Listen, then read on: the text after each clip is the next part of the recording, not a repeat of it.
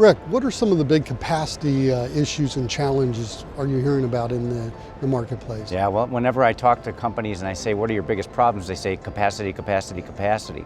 So it's all about trucking right now. Not that the railroads don't play an important role in serving some of that capacity need, but it's all about what am I going to do to get the adequate transportation moves from point A to point B to serve my customers. It all comes down to how do I move my freight and make sure my service is not disrupted. It's a big issue, top of mind. I think there's a lot of ways companies are attacking it, but it is the number one issue that our companies that we talk to are having to deal with. Yeah, and on our side, we're feeling that it's kind of reached an equilibrium capacity. You know, if you would have asked me this 6 months ago, I would have told you it hasn't reached equilibrium, but it's easier for us to find capacity today than it was 6 months ago. Now, that doesn't mean there's still not a driver shortage. That's paramount. It's what keeps me up at night. Like I said, we could put 1,000 drivers to work tomorrow without a hiccup. I mean, it would be easy to do. The real issue is drivers' pay. We've got to be able to attract more drivers into the workplace. Today, there's fewer drivers on the road, and there's even fewer entering into the marketplace. Well, it's got to become more of a professional job, Yes. and I imagine you're doing things to make their life on the road a little bit easier. Yeah, we're providing safe, dependable equipment that's comfortable, automated transmissions, disc brakes, adaptive cruise control, and the latest and greatest vehicles. Yeah, that's their office on the road. So are you seeing the use of dedicated carriage more frequently by shippers? Most definitely, yes.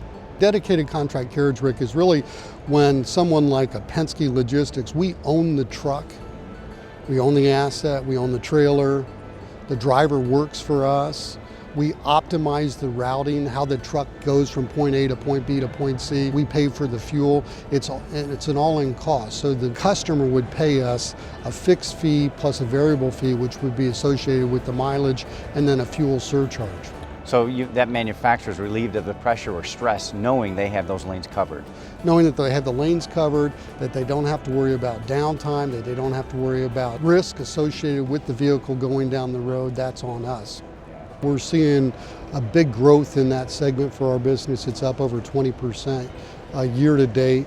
And really, shippers that have mission critical items that they need guaranteed capacity, they're really turning to dedicated contract carriage as a solution.